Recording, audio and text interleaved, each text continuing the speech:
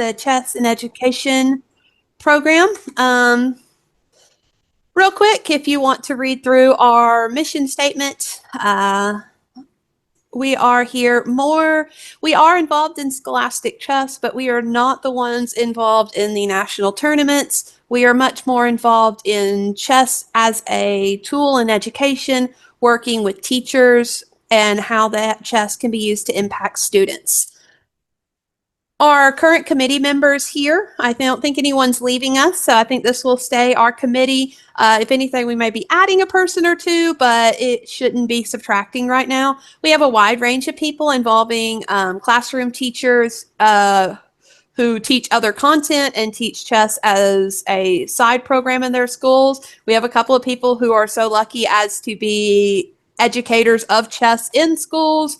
We have people who are more involved on the tournament and administrative end and in nonprofits for chess. We have just a wide variety of experience and people who can bring lots of things to the table. We do make a point to be at the national committees or national tournaments. This year we were at Super Nationals. We didn't hold a special session, but we were there networking. We also make a point, we do not administer these grants, but we also make a point to help publicize the grant opportunities, the Title I grant, the Chess for Use grant, and the travel grants. One of our first successes was the creation of bundles for teachers. We had a committee on there that helped decide what would be appropriate for teachers. I know one thing they were all very excited about was the addition of a drawstring bag for the chess pieces. The teachers really liked that instead of the zipper bag. That was a big success. Another big thing we've been doing this past year is the standards. So we had a subcommittee on standards. You'll see those highlighted here. And they were charged with developing standards that could be used for teachers in the classroom. So these standards have been in draft for the last year. We're hoping to move those out of draft this year. I presented on them with Abel at the Chess in Education conference that was held in St. Louis. So what we were trying to do was the gap in understanding for teachers in the classroom.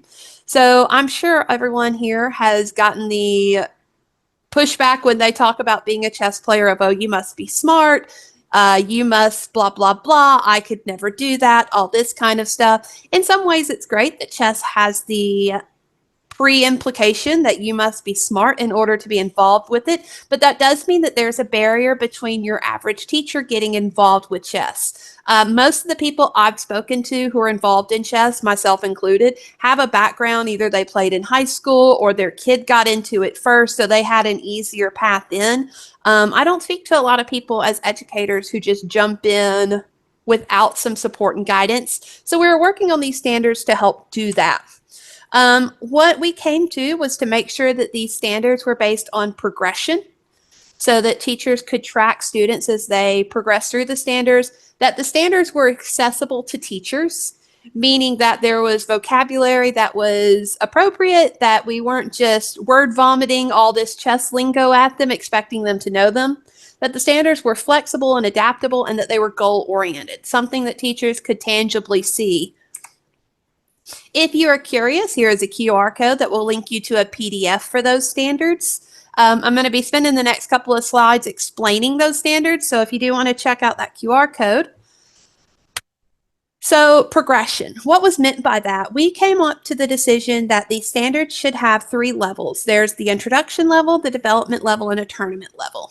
The idea here was that the student may come to you at a different level for different ideas, and then what they might be appropriate for them.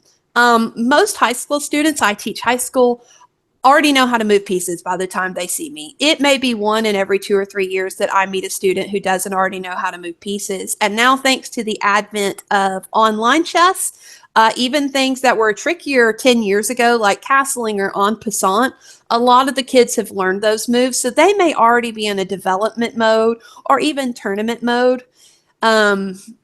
And when I say tournament, do note that I mean more, they are ready and comfortable to play in their first tournament. We are not talking about 1800s here. We're talking about they understand a lot of the ideas.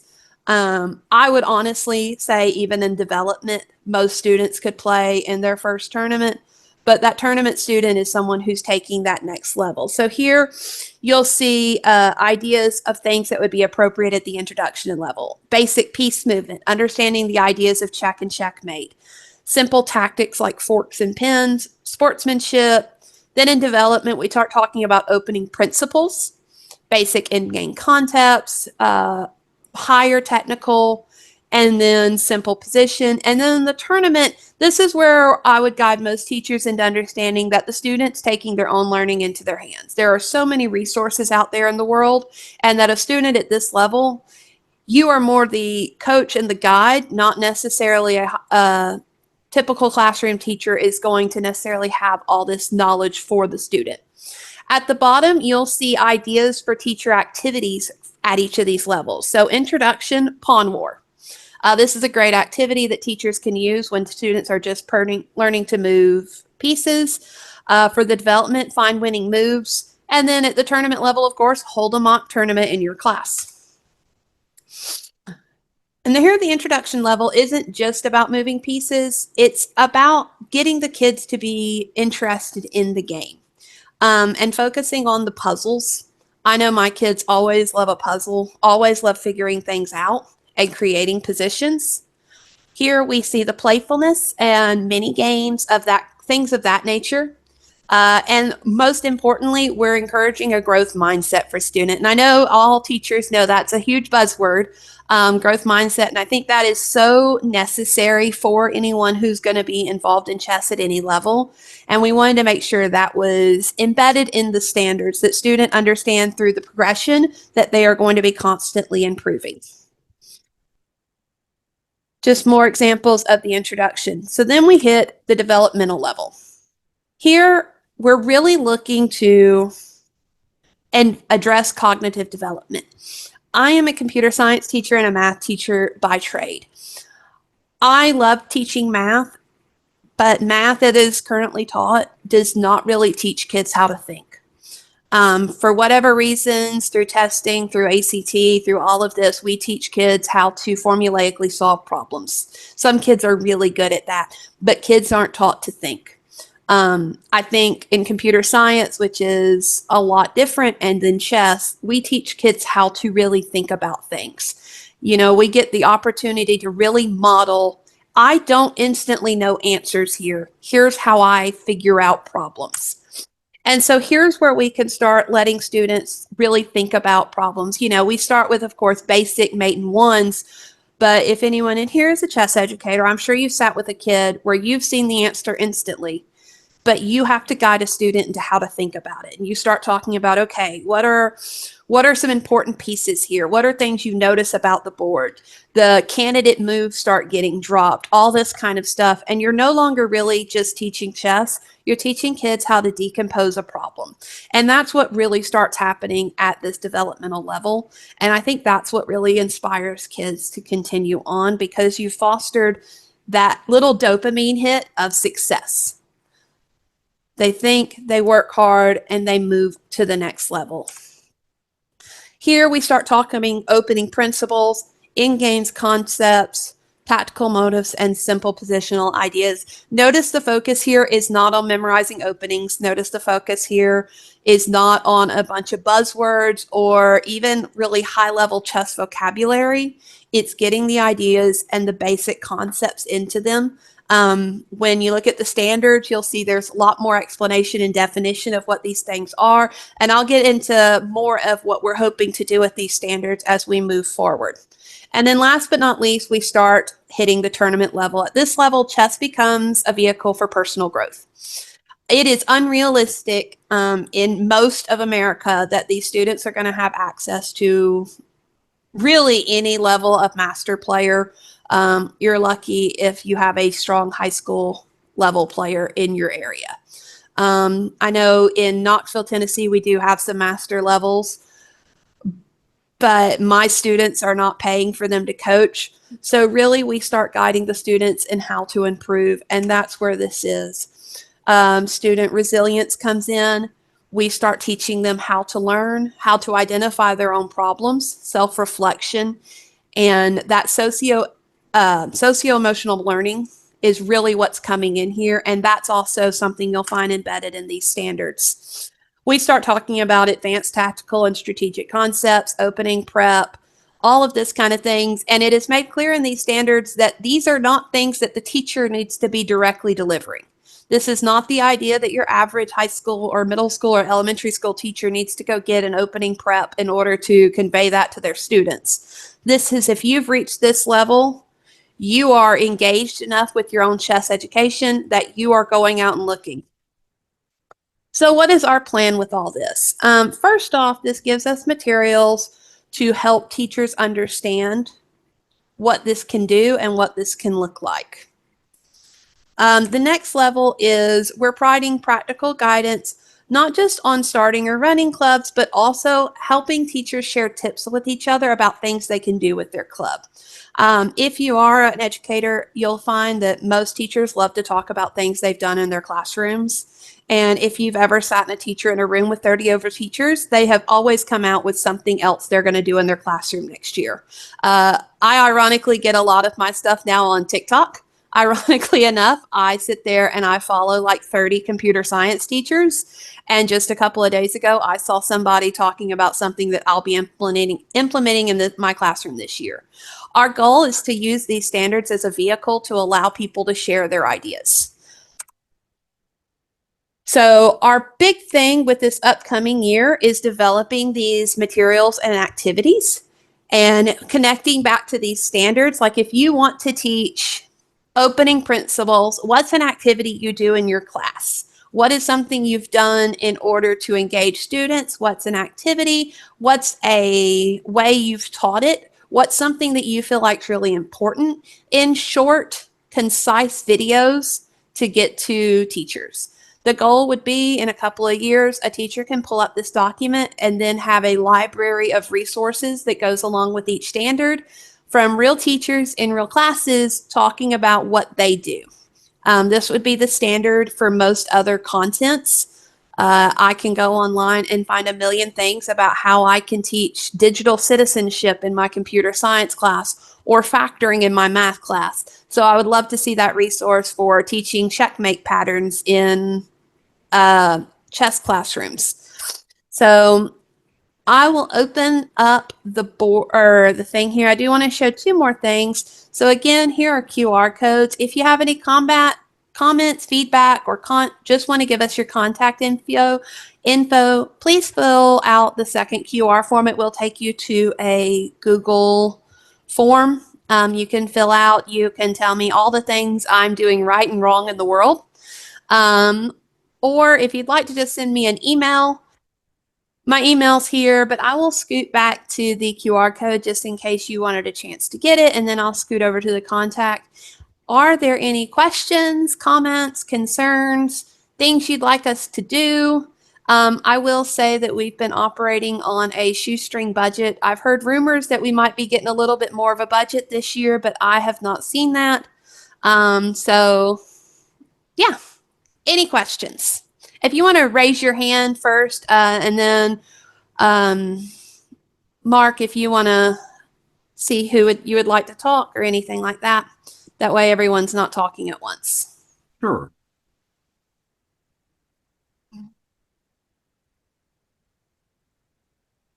Or if there are no questions, yeah. Oh, Chris Prosser. Sorry, I didn't want to be the first one. Of course you didn't, bestie. That's why I waited. Christine and I know each other quite well. We both serve on the Tennessee Education Association board. We're both involved with each other with he meant to say chess association. Yeah, with chess, yes, with chess in the schools in Tennessee. It's no secret the last few years, actually the last 5 or 10, every year I get up at the U.S. Open and I say, when are we going to have a scholastic coordinator on the U.S. Chess Association payroll? And every year I get the same runaround. 3 years ago, I finally filled out a new business item and got the board to have a meeting with the state scholastic coordinators. First time I knew that they ever did that, and they haven't done it since. That meeting was fairly useless, but at least it was a meeting. It was a start, but they haven't followed up on it. It would be nice. This is the committee from the board for chess and education, that maybe this committee can take on that charge of every year having a meeting with the state scholastic coordinators. Now, the higher ups on the scholastic council will tell you that those people aren't necessarily the top scholastic people in that state. They may not be, but those are the people that each state has chosen to be over scholastic chess to a certain extent for their state association. And we do not reach out to them at all. Once a year, we send them an email wanting their representatives for the Dinker and the Barber and so forth. That's the only communication we have with all of them. There for a while, they sent out a newsletter to state affiliates. They don't do that anymore. So we do nothing, the U.S. Chess right now, in outreach to our scholastic affiliates, to our state scholastic coordinators. We do zero. And I think we need to change that, especially now that we have all this information. Christina, y'all have done a wonderful job in putting this all together. But without some way to push it out to teachers and get it out to teachers, 2 weeks ago in Portland, Oregon, they had 7,000 teachers from all over the country at the NEA National Convention. They had a nonprofit day with a low-cost table, and there could have been someone there pushing chess all across the country to 7,000 teachers from all over the country. We have had no presence in the schools from U.S. Chess that I can remember in the last 20 years. Last year, Christina gave a talk at the computer teachers in Tennessee, their meeting. And we set up a little room and teachers came in, and we had a lot of good feedback from that. And we got to meet a lot of teachers. That was just at the state level, we got a lot of teachers. Just imagine if we did that at the national teacher conventions, national principal conventions, just having someone there saying, hey, we have all this information for you would help. That's the only thing. So I'll jump in here real quick. Chris is correct. He and I have a long-standing history.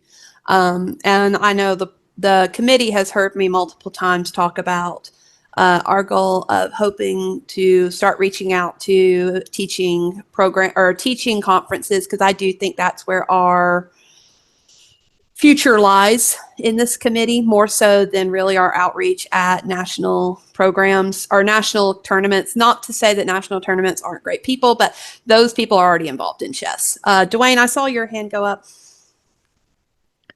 Thank you very much, Christina. A little background. I was the one that created the state scholastic coordinator. My goal was to have a contact in every single state. I came up with, then this U.S. Chess comes back to me and says, well, can you give us a list? Yeah. And so I gave them a list of over 40 states with a person who was involved in scholastic chess. That's how it came about. But I knew that if it was going to be working, Chris is absolutely correct. We need to engage those people and have a meeting, bring them forward, work with them so that they'll feel like they have a contact nationally and are capable of doing things. Regarding the NEA, National Education Association, I approached U.S. Chess and I said, why don't we have a booth at the NEA convention? I am a delegate to that convention. I will be happy to set up a booth, and I'll even put in a motion to accept scholastic chess as a component of the curriculum. I did get that motion put in. I did get about 6 states that said, yes, we'll add that as part of our curriculum-based activity. But as it turned out, we ran out of time and not getting enough support, and it simply got left on the table. I have repeatedly requested that we be allowed to go back and represent U.S. Chess at the NEA. We need to be there. I'm glad everybody's sitting down. When I had that table in what was the concession area or whatever, when I had that table, I signed up over 300 teachers and gave that list to U.S. Chess. And I said, here are people interested in scholastic chess and chess in the school. Then I asked, I said, hold it, have we had a chance to contact some of those people? Oh no, we never got around to using the list. I was absolutely crushed by the fact that that happened. So if we were to set at least one goal, I think Chris is absolutely correct. We need to go back to the NEA convention, have a table in their area, and also connect with several teachers who may put a motion forward and do something I tried to do over 20 years ago. It didn't happen. So, thank you. I volunteered also, Dwayne, uh, like the last 3 years, even with Rockefeller, on my dime to go and volunteer to set up a table. And it just has gotten anywhere. I will volunteer again. I will pay on my dime. I'll pay for it. I will fly there and man the table if Yeah. US Chess will commit. Guys, if you will direct that to me, I will make this a priority.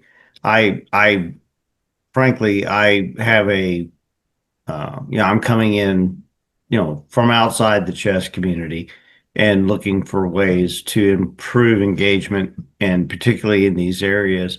I am, as we speak, in that mode, trying to improve not just our engagement in the educational world, but trying to find a way to partner chess with those that have better funding and better traction in STEM and things like that.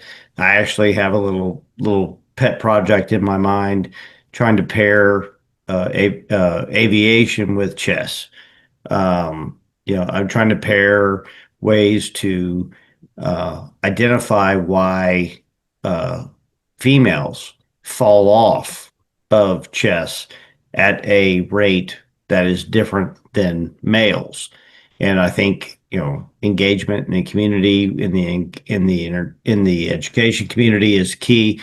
Please direct that to me, because I'm taking this on as a pet project, and we are going to put more attention and promotion toward this. So that's one of the reasons I chose to attend this one, because this is something that's near and dear to me. So we're going to see if we can get some traction and get some attention, but not just, attention in one meeting is not important. Attention and continuation is what's going to get this done. So please reach out to me, direct it, and we will start the process on that. Caleb, you've had your hand up. All right. I was just going to suggest, I think it might be helpful to have some kind of guidance for the state chapters on what we could be doing on these issues, because I could certainly imagine Texas, which state I represent, might be interested in being involved. I imagine some other states.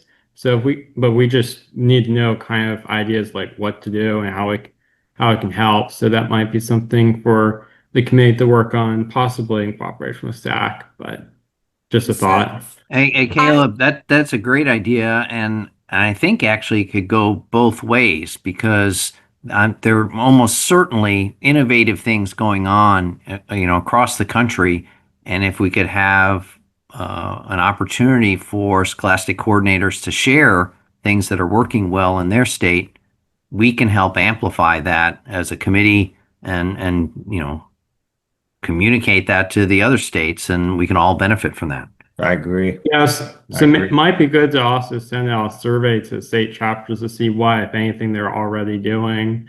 I know in STAC, we recently did something like that on state chapter training, and that was rather helpful. And the office did a good job of helping distribute that. So that might think about doing something like that too. Absolutely. I don't disagree with that. And I will say that was one of the things Chris and I kind of spearheaded in Tennessee. Was we wanted to do a local education conference, a little bit more grassroots. I'm sorry, we're being joined by a honorary member of the Chess and Education Committee. Yeah, so that's something that I think went pretty well for us and something else we could talk about. Frank, you've had your hand up. Yes, great idea, Chris and Dwayne. I think that's being a teacher. Christine, thank you very much for, I've been involved with chess for US chess for, I don't know, 30, 40 years. This is, I see a big, you and your committee have done a lot here. It's moving in the right direction. I've been in the nationals. You guys have had meetings. You've gotten some scholarships and it seems like you're moving forward. I could tell you a teacher put this together because I'm a teacher too and a professor. And standards, yeah, the standards. I mean, people, the teaching and profession would be proud of you, your committee. So I just want to give a hands up to the good work. You have some great ideas here. First of all, a couple of quick things. One, maybe I can get an email that you can email this to the people on if we put our email in the chat. Actually, if you would if you'd fill out that QR code, I think that'd be a better way for me to make sure it gets saved somewhere and I don't lose it. Okay, you got it. Secondly, I was going to ask you about the dates on some of those things like the trust. I know some of my schools put in last year and it opened up on the 30th and then it was cut off on the 7th of September. So it kind of came and went.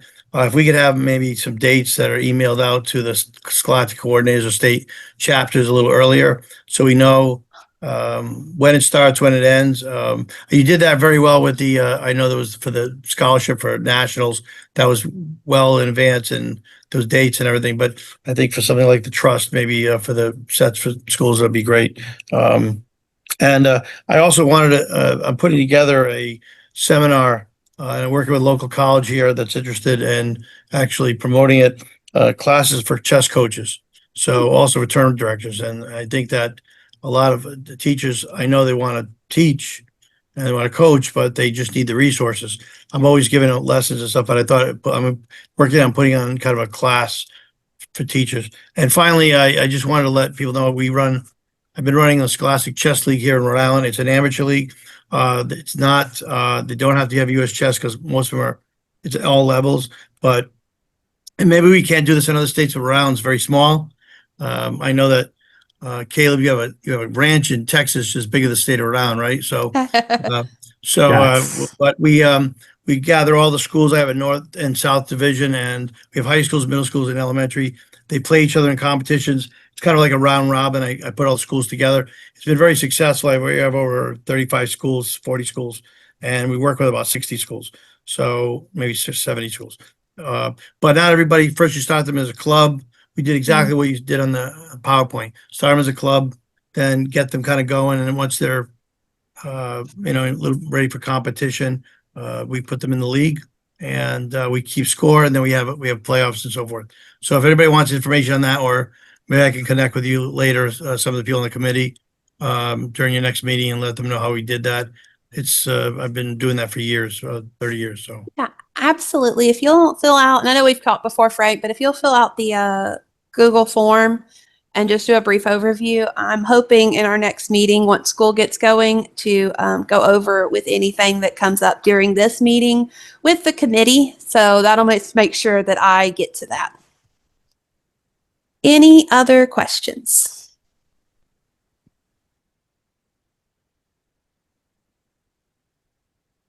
Well, okay. I will take that as I am just so charming and thorough and concise that I leave everyone speechless. So if there are no more questions, I do hope to encourage everyone to leave comments, give any feedback. If you just want to, on the next page, take a screenshot. This is Mark and I's email. We are the co-chairs of the committee. If you have any questions or just want to reach out, we'll be getting started here in the next month or so as the school season begins. And I will make sure to go over everything with the rest of the committee as we discuss what our plans are. And unless, Yeah, Christina, I'll just Yvonne? add, I'll be at the US Open Friday and Saturday. Okay. So if anybody wants to discuss any other ideas in person, I'd be happy to do that there. I will not, because I'm already back in school. Boo. Yes, Uh, Dwayne. Well, I had another comment, if I could. Yes. Could we digress to the first beginning photo of your presentation? I believe it was a gentleman sitting with a chess set, and I don't know how much. Yeah, that was the photo right there. Next page. There's our gentleman.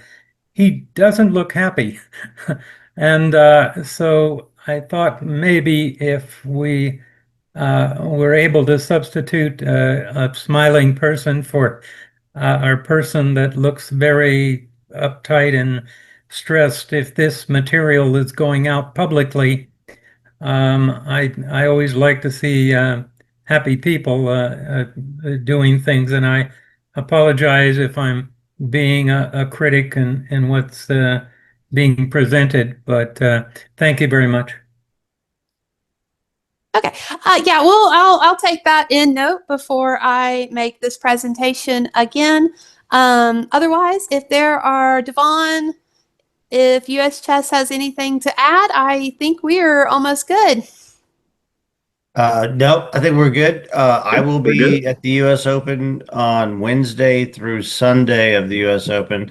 If anyone is there, I would love to meet you in person since I am new, and would love to hear your input and put the face with the name. Thank you. I'll be there the entire time from bell to Perfect. bell. So I actually do have a question.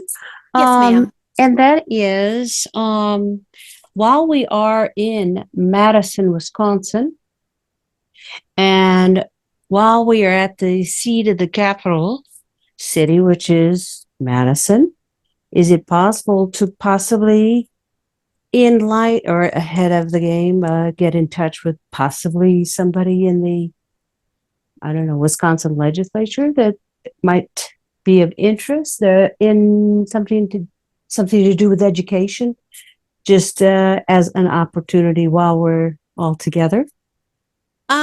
I will say that there was a group in Virginia trying to get in touch with the Department of Education to get some traction in getting chess, actually as a CTE club, which there's a lot of stuff that goes into that. And I will be very transparent. Education is a hard thing to get into. It is very, teachers are stressed to no end with everything, just everything.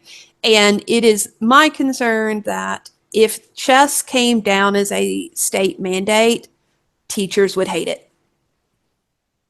Just, I've sat in a lot of professional developments where the next state mandate has hit, which is why I did kind of do the conference level, because I think a ground up momentum is going to be a lot more valuable to our cause. So kind of on the opposite end, in a dream world, I would love for me to not be going back to school.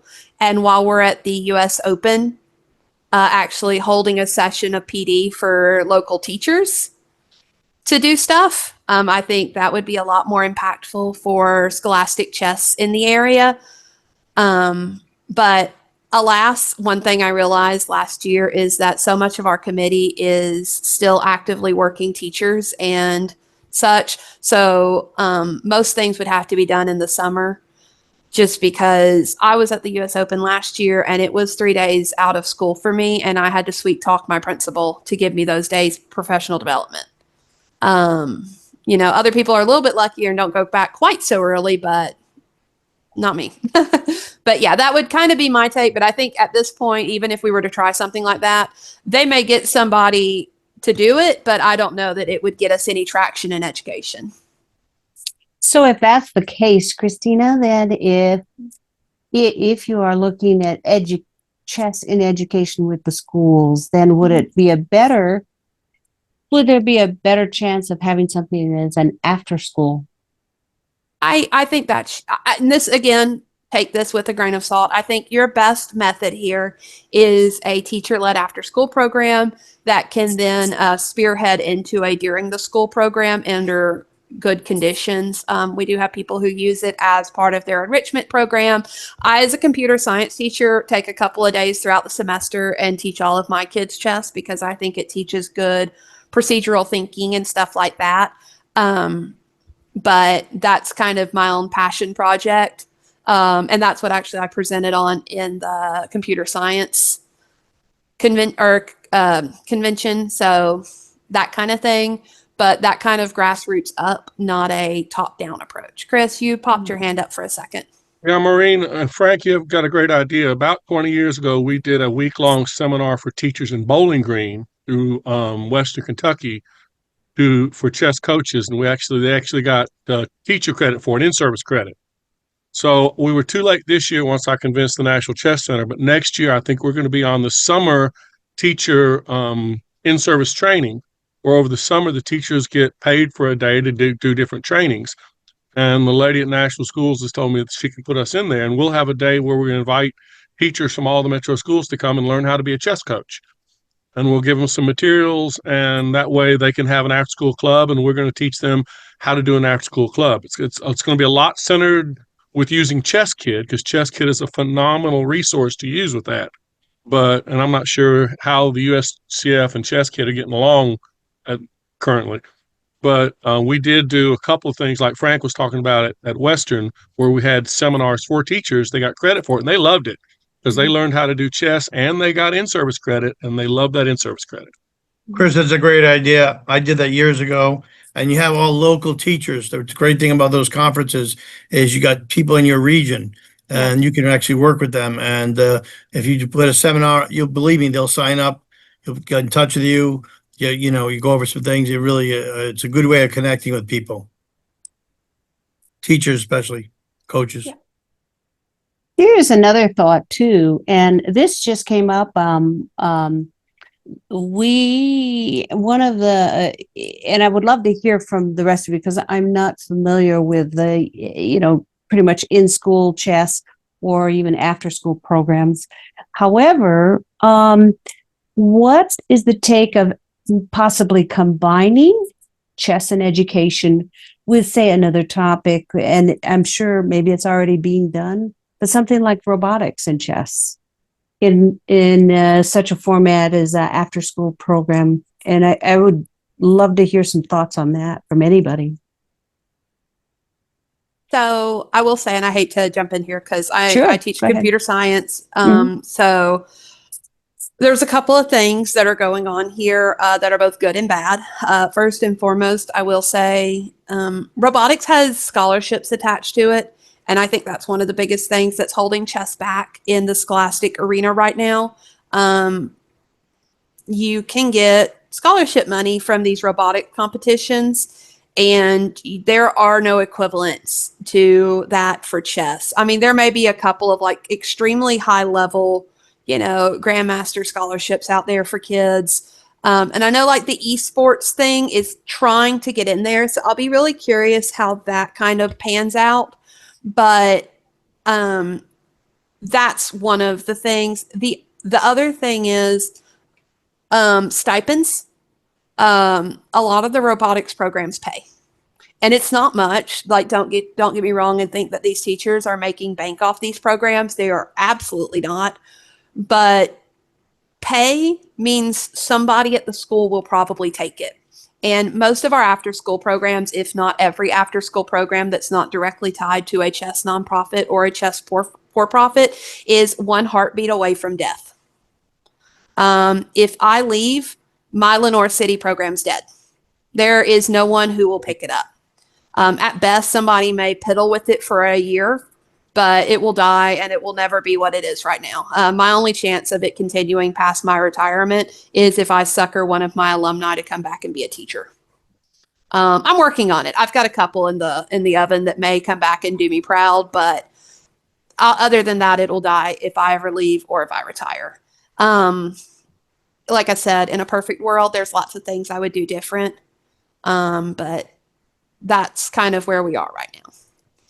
The only reason why I bring that up is I was talking with a gentleman, I can't remember the name of the nonprofit organization out of Charlotte. But Oh, the his- Charlotte Chess Center, I'm sure.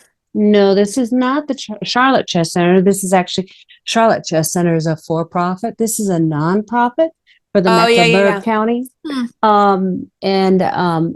He and his chess students, he has been teaching chess to mostly Title I, I understand. But they were recently in a robotics competition. Out of 80 entries, they had never been in a robotics competition before. They came in second Mhm. out of 80 entries. And the only thing they could figure out, the only differential between them and the other entries was the fact that they were the only ones that were consistently taking chess classes. So that's why I'm just thinking of any combination of chess and something else with education. If that is something to appeal not only to the parents, but also potential sponsorship. If robotics is getting a lot of money, for these students, if there's a way to measure and show if chess helps in other areas and other outside activities. Anyways, just a thought I wanted to just toss out there. Absolutely. Yeah, like I said, I think a lot of it goes back to the computational thinking part of chess. There are no answer keys. There is no look at the back of the book. And I don't think people appreciate that, how much kids especially rely on someone giving them the answers. And when you're playing a game of chess, there is no way to just get the correct answer. But amazingly enough, there is a way to go back and look at your answers and see how they were and how they stacked up. And then having kids defend their answers, it's a really powerful thing. So I'm anecdotally speaking, it is not surprising to me, but from a practical standpoint, I think it has proven a lot more difficult to quantitatively prove that than people expect. Dwayne, or Frank, did I see your hand pop up? Yes, I had one more thing. I was gonna maybe encourage state affiliates to also, we put it together one tournament or two tournaments a year just for fundraising for scholastics, and then we use the money to donate sets. We also have scholarship fund. We had a really awesome student. He had unfortunately passed away from cancer, and the Oh. parents, I talked to the parents, and he was in his 20s. He was an up-and-coming student. And his parents donated some money to help some students who are in need. We've used that money to reach out to schools and programs to help support them. But these are ideas that we can maybe talk to the state affiliates committee and I'm actually really being in education, I'd be interested in getting it on the committee because I've been doing this for scholastic chess for a while. I've got some good ideas, but I think that's something we can have state affiliates do, raise money, and then they would be able to use that money to donate to, because for every dollar we spend and buy chess sets, it comes back. More students are playing in our tournaments, more students are involved in chess. We've seen a plethora of growth here. And I think it's, whenever you invest $1, you get 5 back, I think. And you not even get it back, but you just get activity and more people playing. Right. Frank, that's great. May I also mention, let me touch base on invitationals, because there has been a significant increase in invitational participation. It used to be we would get about 40 Danker reps. The same is true with the other particular events. This year, of all the events, including the senior as well as the Rockefeller and the others, virtually every single event is maxed out. Now, I've been with this for 40 years. I have not seen that kind of action. Now you're going to ask the question, why? The reason why was when Danker asked me to help him create an invitational. He said, I want to build state championships. What happens when you build state championships is the state affiliate gets more money put in their pocket. And what I have seen is that the state affiliates are now providing some stipends. More stipends are going out there. So we are getting young people that are getting support and a financial assistance from the state affiliates that might not have occurred 5 years, 10 years, 15 years ago. So that's a big plus because that translates to activity for young people. And of course, I was absolutely shocked as a scholastic person that we have more scholastic members than we do have adults. I didn't ever realize that that was going to happen. And when I started Scholastic Chess 50 years ago, I walked into a delegates room in which there were only 2 delegates beside myself who had much of anything to do with Scholastic Chess. So the opportunities are there, and the suggestions that have been made will continue allow us to build and develop Scholastic Chess. Thank you. Okay, so I just want to make sure we're respectful of everyone's time. I will pop up here one more time if you need access to the Google form or to the emails. Take a quick picture of those.